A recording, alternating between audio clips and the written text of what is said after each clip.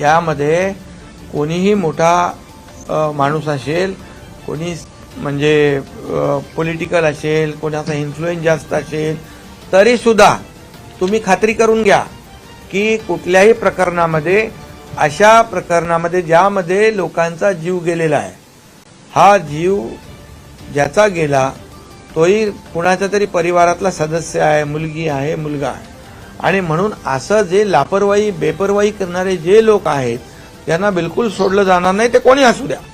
आणि म्हणून पोलीस आयुक्तांना मी स्वतः सांगितलेलं आहे, ड्रंक अँड ड्राईव्हचा जो ड्राईव्ह मोठ्या प्रमाणावर सुरू करा.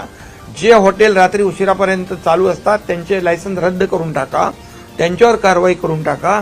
आणि बिलकुल कुठल्याही परिस्थितीमध्ये ते माणूस कोणी असेल दारू पिऊन गाडी चालवू लागला की त्याच्यावर कठोर कारवाई करा, अशा प्रकारच्या सूचना दिलेल्या आहेत.